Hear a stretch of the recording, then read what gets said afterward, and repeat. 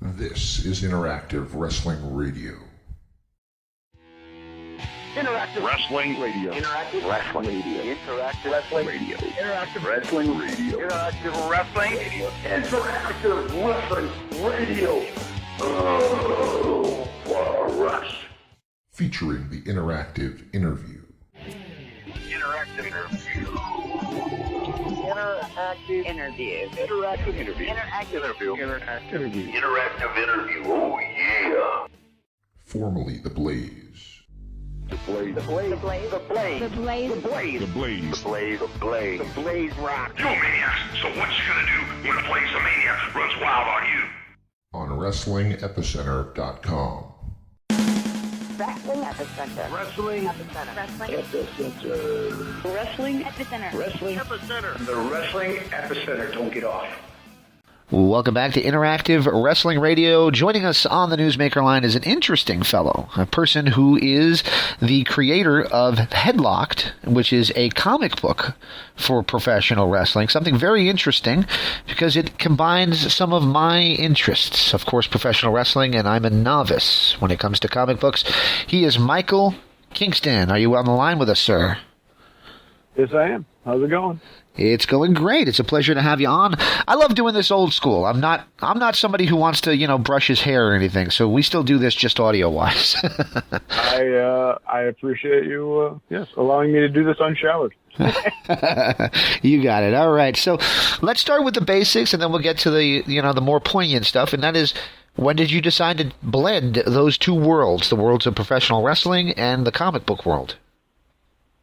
So, I've been a fan of wrestling and comics probably, I'd say, since I was about 7 or 8 years old. I think I always had sort of an understanding of like comic book heroes and stuff from just various products that you see. Like I remember I had an Old Maid set, the card game, and it was all Marvel heroes, and like Doctor Doom was the Old Maid. Like, so even as a kid, like I just had these things, and there was those really old Marvel cartoons that were really look awful in hindsight when you watch them on YouTube. But as a kid, you don't really pay attention. And then I discovered wrestling, just sort of flipping channels and coming across the first Saturday Night's Main Event, kind of dating myself age-wise, but the match was Mike Rotunda, Barry Windham, and Ricky Steamboat against Iron Sheik, Nikolai Volkov, and George the Animal Steele. Mm-hmm. And right when I turned it on, like George the Animal Steele was in the middle of the turnbuckle shtick and whatever, and like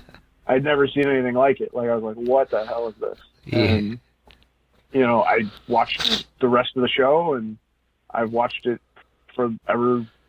Pretty much almost every day of my life ever since. I've watched some form of wrestling or another. But yeah, it's always been a thing that I loved, and so I would buy wrestling comics when they would come out. There was a WCW comic that came out, and there was Chaos Comics had a line. I actually have the WCW comic like in arm's reach for me right now. I got it for my birthday this past year, so yeah. Wow. There you go.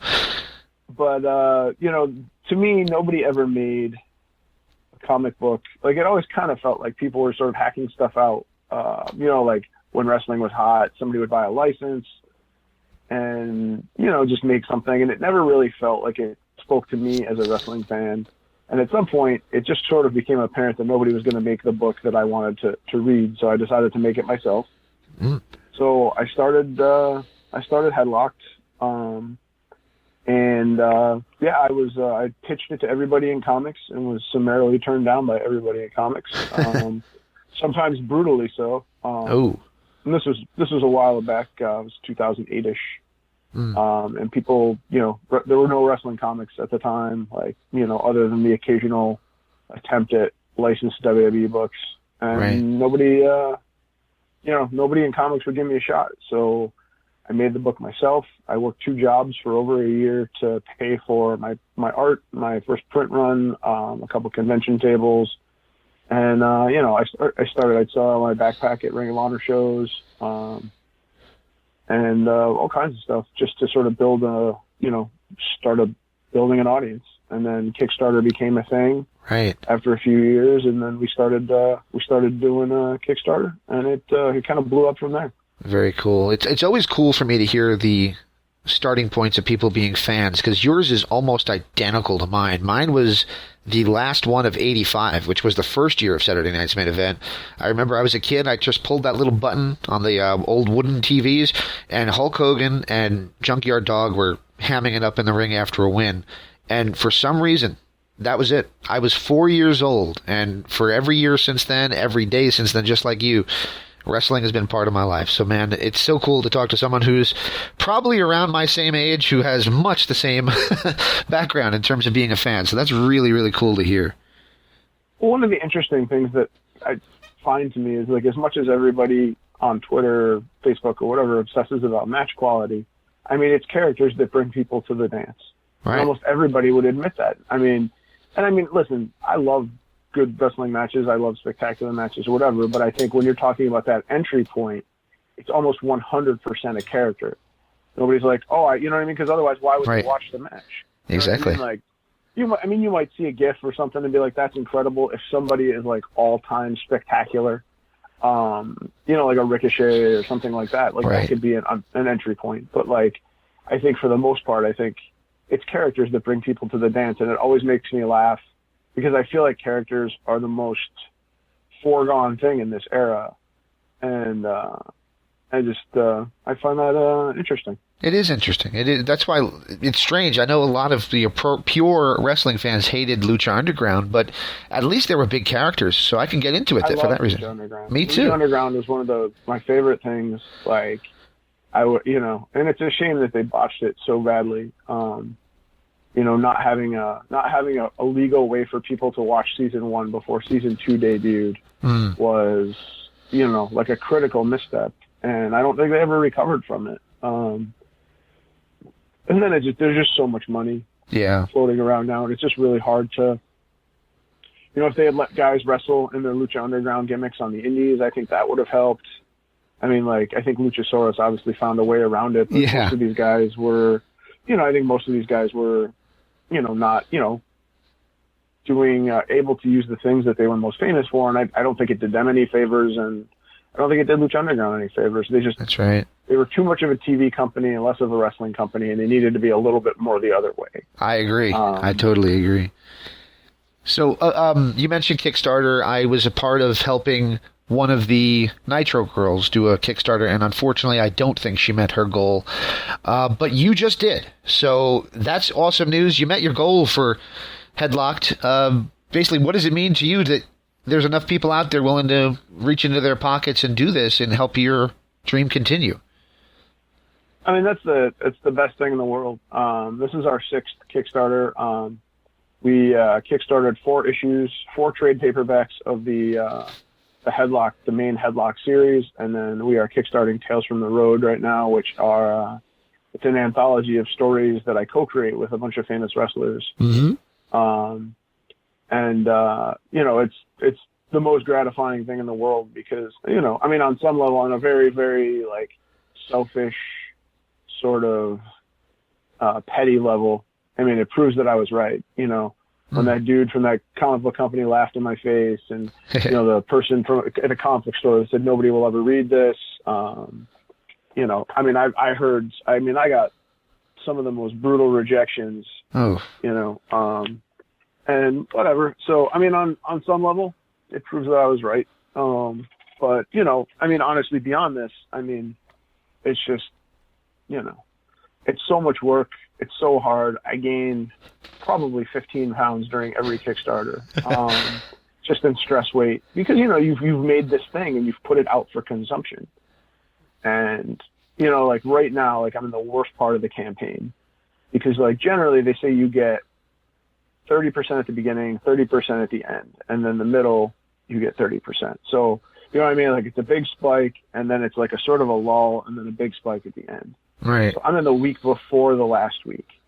So basically now, like, the people that are early pledgers have pledged, and then the people that are going to pledge at the end are going to pledge at the end. So you're just sort of in this doldrums, and it's rough. Like, it's emotionally rough. Like, even though we're at our goal, like, I don't use Kickstarter to raise money. I use Kickstarter as a pre-order. Like, the money's fine, but I want people to read my stuff, and I just want backers. Like, I would rather have 1,000 backers at at $15 a piece than have, one guy to back it for 15,000. I mean, Right. I just want people to read the stuff that we make. I still have a full-time job. I work full-time.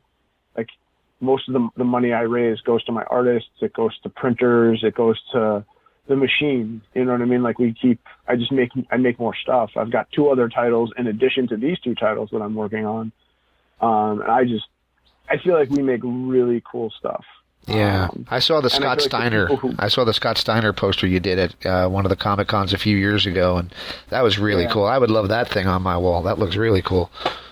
Well, we also have like tiers in the campaign, so people can get prints, they can get shirts. We have signed stuff. I've signed prints by The Undertaker. We have all kinds of cool stuff to, some people just aren't comics people, which to me I think is dumb, but I get it. Like, I think sometimes people have it's kind of the same with wrestling. People have a real hang up because the word comics means superheroes to a lot of people, and we don't do superhero stuff. And just like the word wrestling means WWE to a lot of people. So like trying to get people through those preconceptions is hard. And that's why we started making the art prints to begin with. They're fun. They're super fun. And I love mashing up comics and pop culture and wrestling, but it's also, some people are just resistant. I literally got an email yesterday from a guy. We always have a really big booth at New York Comic Con, and the guy was like, I go to your booth every year. He goes, I'll be honest with you. He goes, I don't really pay much attention to your books. He goes, I see who you got signing. I get autographs, and he goes, this year, he goes, I was like, I'm gonna get one, and he's like, and I got one, and I came back and I got the rest of them, and he's like, I'm hooked for life. He goes, I'm mad at myself that I didn't check it out sooner. That's awesome. So, And I get tons of messages like that. That's like the hardest thing, is just getting somebody to sort of take the leap, because there is a ton of wrestling content that you can consume for free. I mean, you can listen to podcasts, you can watch Being the Elite and whatever. There's a ton of wrestling. There's a ton of branded wrestling content, and wrestling fans traditionally have been brand slaves to a large extent. Ring of Honor fans were always kind of my sweet spot, in that they were people who liked wrestling. Not just like, they weren't just like Ring of Honor specific. They were open to things that weren't just WWE, but also, open to wrestling. Exactly. I actually had that on the list of questions to ask you, but I'll ask now. This interview was set up by Mark Driscoll, who is the PR guy for Ring of Honor, and of course yesterday, not a good day. Not a good day for news and coming out of the Ring of Honor camp. Very, very up in the air for their future. What is your thoughts on the Ring of Honor announcement that came out yesterday? I mean, I'll be honest with you. I don't know if there was any other way this was going to go. I think that for the long time, Ring of Honor was a style, and I loved it. Like, Ring of Honor reinvigorated my love of wrestling. Like in 2004, when I was super burnt out and just, it was just WWE, and it wasn't necessarily their creative peak either. And like Joe and Punk, and that got me to sort of check them out. And then like I fell in love. I drove to all their shows. I've been to so many Ring of Honor shows, so I have a great love of that company. They bought ads in my books. They've let me vend at their shows, and when they didn't let anybody else vend at their shows. So they've been incredibly good to me. But Ring of Honor was largely a style, and it was a style you couldn't get anywhere else. And then NXT started doing it, and then NXT started touring nationally, specifically to hurt Ring of Honor because of the Kevin Steen action figure deal. Yep. Thing that, and then I actually talked about that with Matt Taven on the show, and I think he and I were the only ones that had the guts to kind of come out and say that this is clearly to hurt them. But yeah. Oh yeah. I mean, they were running the same show, the same towns and stuff and whatever, and then they definitely. I think once they kind of realized, the funny thing is that obviously it was a Ring of Honor action figure, but it was a different company. You know what I mean? Like.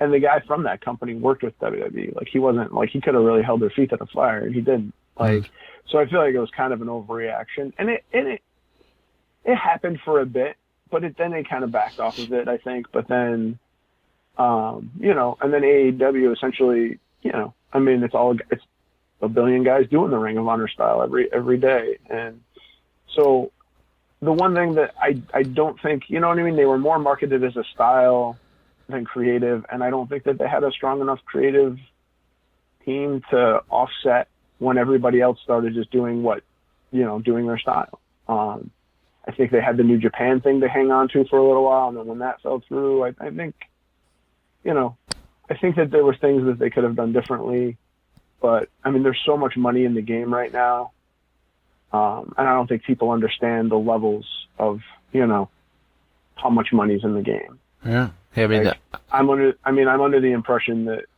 when like the Elite left, Tony Khan basically paid like $1 million a man above what Ring of Honor was offering them. I mean, you just can't compete with that. So right. If you can't compete, having these guys under, they had some guys under some really expensive contracts, but if you're not competitive, there's nothing you can do. Baltimore wasn't helping them with, running shows during COVID. And they did all the right things, I think, in terms of what they could do for their talent. But I think basically becoming PWG East is probably the most financially smart move that they can do. And it's unfortunate for the talent because there's a lot of talent that got, their start there.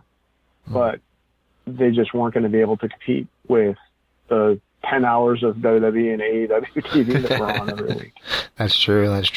I had Court Bauer on a few weeks ago, the owner of MLW, and he had said he's competing against two billionaires, and that kind of is exactly what you're saying here, is that they're trying to compete against two billionaires, and you can't do that. And people don't understand what that's like, that level. You know what I mean? If you're, if you make an offer that's triple, if you triple your offer to somebody and somebody beats that offer by $1 million, you're not in the game, financially. So then basically it's up to you to utilize your talent. And historically, I think Paul Heyman is probably the only guy that's ever successfully done that, where he's utilized sort of people that aren't necessarily, as athletically gifted or physically gifted as their competitors, but even he didn't last forever. No, he didn't. Where are you from, if you don't mind me asking? I live in upstate New York. Okay, so yeah, you're in that ECW bubble. I grew up in northern New Jersey, and I remember I went to a fan fest, basically a Comic Con that was in Newark, New Jersey, at one of the hotels there, and I was shocked because in one desk, in 1998, you had Steve Austin sitting on a desk. And then across that, you had an ECW table. And the ECW table was busier. And that blew my mind. There's a certain hardcore fan base. And that's the one thing that AEW, not the one thing, but that's something that AEW that's done is really, really smart. Is he's actively campaigned towards the most vocal, hardcore online fans. Yep. I think and those people spend money. Those people, those people are vocal. They show up, they show out, they yell, It's an army, and it's a smart way to start your company because it gets people in, it gets people excited, and then they become your sort of proselytizers. They're your missionaries that go out and get people who are lapsed fans to come back and be like, oh, but you got to check it out now because it's so cool. Very cool. Because, there's a segment of fan that's always going to watch wrestling. You know what I mean? I'm always going to watch it. Yep. Am I going to hate watch it sometimes? Probably. But, you know what I mean? If you don't have people that are excited to tell the next person about it, if you're not going and being like, oh, you got to check out, Big E versus Drew McIntyre this week, then, you know what I mean? You're not going to grow. You're going to pull from, the bottom. You're going to pull from kids that, like me, like I was at one point. Right. But in terms of getting the big money, hardcore wrestling fans that'll buy 100 t-shirts and whatever, buy the merch and tell their friends and post online repeatedly. That's the fan base that you need to tap into. And I think that they've done that really successfully. Absolutely. I won't bore you with personal stories, but what you just said reminded me of this. I have a bug guy who must be 18 or 19 years old, and he came in to tell me he was done with the job, and he opened the office door and kind of dropped his stuff at his side. He's like, whoa! And he's looking at my wall of all the programs I've got from, the 80s and 90s wrestling scene. And guess what he wanted to talk about? AEW. That's all he wanted to talk about. And kind of, the younger audience, that's what they want. And as you said, the one person, and it's interesting because I do think that there's a lot of guys that aren't, I don't know. There's a lot of plain people. You know what I mean? They're real good, but character-wise, they're very plain. But to me, the one guy that people reach out to me about, that, you know, that I know that you should watch wrestling, that don't watch wrestling, is Orange Cassidy, which I think is interesting. Like, almost to a man, people are like, oh, I heard about this AEW. Have you seen this Orange Cassidy guy? Like, he's the guy, because he's doing something that's original. It's not a copy of a copy, or not somebody's version of this or whatever. And I think that's the thing that wrestling needs more than anything else, are the guys that a character again are doing characters that aren't their version of, you know, the thing that I hate, the thing that I say, and it's kind of whatever, but I wish I didn't have to know who everybody was a fan of growing up. You know what I mean? Like, it's cool and it's nice and it's like, hey, we're all fans. But I mean, like, ultimately, your character is your character. You know what I mean? Like, could you imagine, like nowadays, like if Hulk Hogan was coming up, he'd talk about how much he loved Billy Graham, apparently. You know what I mean? Yeah. Like, and I think I don't know. In some ways, I think it makes them relatable, but I also think it makes them less stars, if that makes sense. It does. And like Macho Man was a huge fan of Gorgeous George, and before he passed, he actually bought a lot of his trademarks and things, you know, not just for his girlfriend at the time, but because he loved Gorgeous George Wagner. And you wouldn't know that by watching him. You wouldn't necessarily think, oh, well, this guy obviously was influenced by, he did his own thing. He just happened to be. Right. Anyway. I mean, if you like a guy and that guy does this move, but that move doesn't fit your character, then you shouldn't do the move. You know what I mean? Like, understand wanting to honor somebody. You know what I mean? Like, I mean, to me, like, your character has to be consistent. You know what I mean? Like, and it helps, you know, when a guy is the character. Like, obviously Punk is who he is. Right. You know what I mean? Like, and he's authentic in that way. Like, he's not, you know, talking one way and behaving a different way. And I think that helps in terms of immersion, and that's what people want. It's unfair to a certain extent, because no one asks Samuel Jackson to be Nick Fury all the time. But you know what I mean? Like, it's a weird thing that people expect from wrestling and wrestlers. Exactly. Speaking of big characters, somebody that drew the cover art is Jerry the King Lawler. How did you get inked up or synced up with Jerry the King Lawler, involving him in his extensive art career? Because he's very, very talented in that field. Yeah, so it was a funny story, but I just sent Jerry an email through his website you know, years ago. Like, I forgot I did it after I did it. It was such a lark. You know what I mean? Oh, maybe I'll get Jerry Lawler to do a cover. He's an artist, you know? He's a great artist. It'd be really cool. And then I kind of forgot about it, you know, because it's just something I did on a random Saturday afternoon. And like a week later, I got an email back. And they, you know, here's my address, send me some books. And I'm like, all right, whatever. It's probably a webmaster or something, and whatever. And then like a week after that, he called me. And obviously, if there was a way that you could fake that voice, I would have believed it was fake. Like, never in a million years would I have thought that Jerry Lawler was calling my house, or, you know, calling my phone. And he was like, yeah, he goes, I love doing art. He goes, I love doing, you know, I love comics. He's like, I'll totally do it. And he's done all my covers. You know, he's one of my best friends now. Awesome. And, you know, like, I really just, you know, when I started out, I just thought I would be making a cool wrestling comic. And now, like, I've collaborated with, you know, almost 40 wrestlers. Some of these guys are, you know, lifelong, you know, are like life friends now and stuff, you know. And I mean, and it's wild. It's wild to me as a fan. It's wild to me as a creator. You know, I've been extremely lucky. Like, the wrestling business and wrestlers in general have largely been really, really good to me. That's awesome, awesome. So there's a thing that came out last year, which was the third-party ban, which WWE was involved in. They kind of lightened up on it a little bit, but they pretty much basically said, we own you and you can't do anything unless we approve it. How do you skirt that? How do you do that when you have people like AJ Styles and John Morrison and so forth involved in the latest Headlocked? I mean, some of these are older stories that guys did when they were under contract, or when they weren't under contract. Mm-hmm. You know, it's a collection of stories that we've done. Some of them are newer, some of them are stories that people haven't seen before. It's really hard to tell when you conceived a story, you know.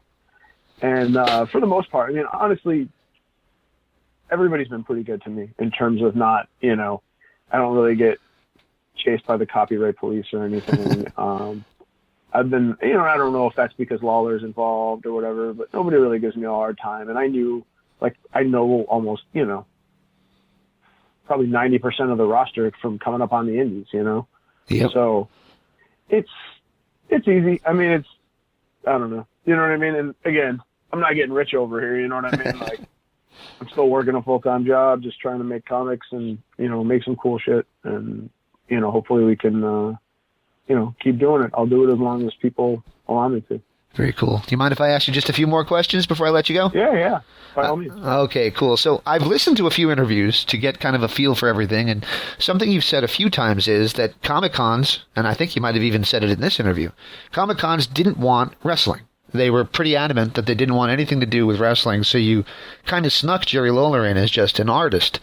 What was their not wanting? What was their dismissal of wrestling that they had at that point? I think everybody's got a bubble, Mm-hmm. I mean, comic books has a bubble, and a lot of that bubble is just superheroes.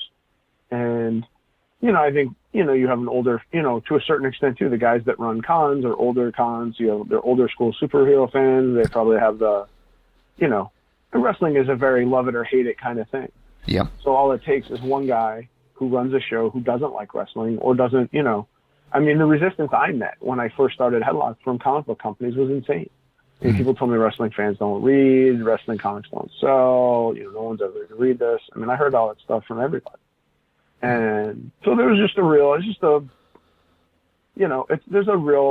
bias. And to me, Comic-Cons should be Comic-Cons for me should be like the church, like the church in Highlander, where sort of everybody, sort of all the fandoms exist under one roof. You know what I mean? We don't fight and it's all cool. I mean, I don't watch anime. You know what I mean? I don't know what it's about. I don't really pay attention to it. You know what I mean? But it obviously definitely deserves a space under the thing. So, we snuck in a lot of places. But yeah, up until I think the last time I think somebody turned us down because they had a no wrestling policy was 2019 maybe. Wow. So, it's existed right up through, but I don't know. But yeah, so I feel like we did a lot to bring cons to wrestling, wrestling to cons. Up until this year, I was the only wrestling booth at New York Comic Con. I was the only wrestling booth at Emerald City Comic Con. I have the only dedicated wrestling booth at San Diego Comic Con. WWE might send people out to do with their partners, stuff for their partners. But I have the only actual wrestling booth there. That's cool. And Comic-Con's coming up, the big one, San Diego Comic-Con, in Thanksgiving weekend. Am I correct on that? Yeah. Normally this time of the year is when I start winding down on shows and I'm able to sort of get caught up on my creative stuff. But this year, all these shows are backloaded. You have San Diego in Thanksgiving, which is normally in July. And right. The week after that is Emerald City, which is normally in March. And then the week after that, you have C2E2, which is normally in February. So it's going to be kind of a sprint. And I've got a bunch of projects I'm working on. I just finished Tales from the Road story with the Iconics, or The Inspiration. Oh, wow. It's the longest story we've ever done. 20 pages. It's really? It's a body horror story, sort of filtered through A Nightmare on Elm Street. And it's super fun. Oh, some of the best stuff that we've done. I'm working on a Christmas story right now. I've got 4 or 5 stories lined up for next year. By the time June hits, I'll have enough content to do Tales from the Road Volume 4, and we're just kickstarting too. So, it's wild times, and I'm just one. I'm one dude. I write everything, and I do everything that's not art related. So, and I work almost 70 hours a week. Wow, that's crazy. It's amazing you're able to do these kind of interviews with that kind of a schedule. You gotta let people know. The hardest thing for me has always been is just being sort of a double independent. You know what I mean? I don't sell. I'm doing a non-superhero book. I'm doing non-WWE branded content. I don't have a big publisher behind me. I don't have a big wrestling company behind me. I just make the stuff that I make. I make the stuff that I want to make. and, I do my best to get that out into the world. I think especially you've seen with comics and in wrestling, with just too much editorial interference can really lead to a watered down product. And I think that the one thing that I always tell people about is that everything that we do is done with love. It's done with passion. There's nobody, I don't make people, I don't use people that don't want to do stories. There's people I've turned down before that, we just didn't click. Creatively, it just didn't work. We pitched a couple ideas, it didn't happen, and the same thing with cons too, you know what I mean? There's definitely been huge names that I've turned down that I felt like wouldn't provide the fan experience that I want at my shows. Everything that we do at Headlock is it's about the love of wrestling and the love of comics and people who love both. And, but it's a tricky deal when you're sort of in the middle of, Marvel and DC have, a giant percentage of the comics market share, and obviously WWE and AEW probably have, 80% of the wrestling market share at least. So, you know what I mean? Sort of playing in the middle of those, I'm sort of playing in the middle of giants and just hoping not to get stepped on. But that's a good way of putting it. How we do it. Awesome. So one of the final questions for you, we've not talked about it yet, and that, of course, is the ugly topic that everybody's had to deal with for the last year and a half, and that is the pandemic. As you said, it seems like we're getting the Comic-Cons back and running. I watched a college football game over the weekend in Texas with 106,000 people, which blows my mind. I think that kind of spells the end of, to some extent, the end of social distancing. So what is your thoughts on the pandemic, how it impacted the Comic-Con circuit, and gosh, are you hopeful that maybe it's all behind us now? I mean, it was definitely rough.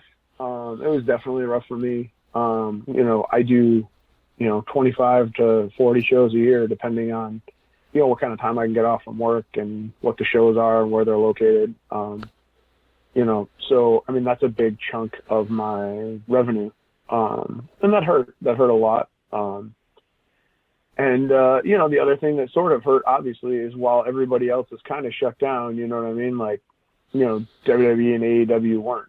So it kind of allowed them to sort of, I guess, just keep running and keep building their fans. And, a lot more wrestlers are under contract than were under contract before. And that sort of makes things difficult for me. You know what I mean? It just, none of it was good. None of it was good for me and how I do things. But, you do your best to pivot. We were able to run a successful Kickstarter for Tales from the Road Volume 1 during the pandemic. I wrote the entirety of Volume 5. I wrote a screenplay. I worked on, I developed two other titles that I will eventually try to publish. So I just tried to be as creative as I could,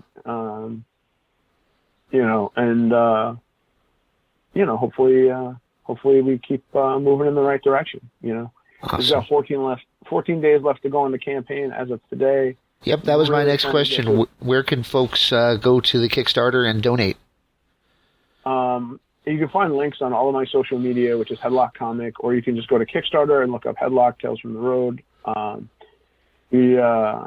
We have 269 backers as of right now. I'm really hoping to get to as close to 500 as we can, just in the name of growth. So you can get a digital copy for $15. You can get a single copy for a print copy for $25, and we have 3 different covers. We have a painted Norman Rockwell style cover by Jerry Lawler. We have a Grand Budapest Hotel inspired cover by Mikhail Molopolo that features all the wrestlers on it that are creating or contributing to the book. And then we also have a Creepshow inspired Danhausen cover by Brian Silverbacks that is only available through the campaign. You can't get that anywhere else. It won't be at cons, it won't be online. It's going to be the rarest cover that we've ever had, and it's super cool. It is super cool, yeah. Through the campaign. Like I said, we got some signed stuff. We've got tons of stuff signed by Jerry. We've got covers. We've got all the Headlock books that we've ever made are available. There's a ton of signed prints and stuff by various talent. So it's we've got some really cool stuff. But like I said, ultimately, I just want people to read what we've done. You know, our stories with Cardona and Myers are a lot of fun. The story with Thunder Rosa is great. The story with Rob Van Dam is one of my favorite things we've ever done. Just to give you a hint, it's definitely Reefer Madness inspired. It's got sort of 60s propaganda kind of feel to it. But Effie's story is great. It's the first wordless story we've ever done. Jeff Cobb's story is a lot of fun. AJ Styles' story is a lot of fun. Penta's story is very interesting to people who know him and know his history. John Morrison's story is adapted from real life. The Crime Time story is actually the last thing, to the best of my knowledge, it's the last thing that Shad did before he passed. He gave me the edits for that 3 days before he died. Oh, man. And I love that man. I've known him forever. He was the sweetest dude in the world. He was, yeah. I never interviewed him, but one of my friends is Mike Bucci, who was Simon Dean or Supernova. Yeah, so I have him on my Facebook page, and Mike would post a political view, which is usually fairly in tune with my political views, and Chad would offer a view that was completely the different, and they'd argue, but they'd argue with love, and that was always the cool thing. And yeah, when he left, that was an awful thing, because we had shared barbs, but I think, you know, with a smile on our face in the past.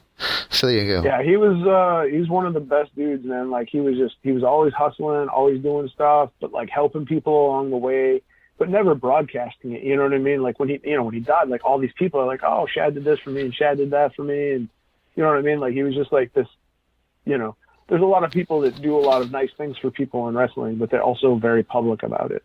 And you know what I mean? She did a lot of anonymous charity for people and helped a lot of people and did a lot of really cool things. And like, he could kill you with his bare hands, but you never felt that way being around him. Like he was just always smiling and always just, I don't know. He was really the best dude, man. And, I'm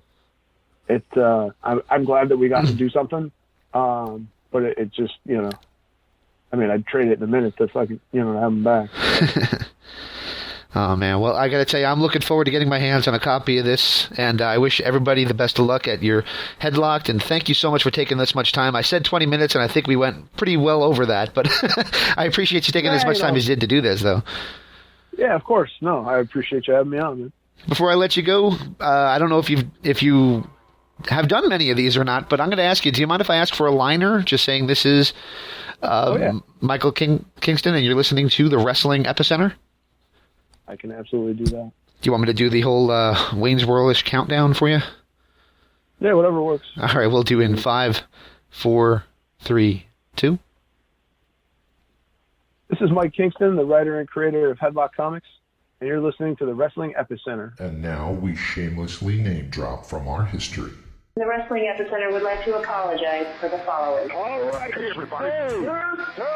Viva la raza. Viva la raza. Hey, y'all. Hello, ladies. Hey guys, we had a lovely conversation. First lady, absolutely. Oh, look at me. He's so kooky. Be there. Where else? Interactive Wrestling Radio. Wrestling. Epicenter. Oh my God, you win! Love being interactive. Whoa! I just got to know. I was not shooting. Yeah, I almost pissed my pants. Breaking neck. I got 2 words for you. I've heard a lot about you guys. I see my language. You're going to go to the shop. I see them now. We're into the many. No nerves. That was great. It's going to be cool. Woo! What it's all about. The purest point of the living legend. Arrogant. You're listening to me. Instead of saying when I'm talking to you, So lonely without you. In the land of extreme. Testify. Nevermore. Interactive. Interview. I'm not just the best. Interactive. Interview with a plastic You head. earned the right. Nobody. You better keep listening. Thank you very much. Controversy creates cash. Professional Made wrestling. in the USA, baby. Memphis wrestling. The guy on fire. We were sexy. What a show. One and only. Interactive Wrestling Radio. Wrestling Epicenter. Interactive interview. We took care of the business. This isn't ballet. We are huge. You're where it's at. You better recognize who's the best. If you're smart, make sure you tune in each and every week. I'll come out of your computer, knock down your door, and turn it on for you. Or else I'm going to kick your stinking teeth in. And that's the bottom line. Have a nice day. It's showtime! Don't forget to like and subscribe.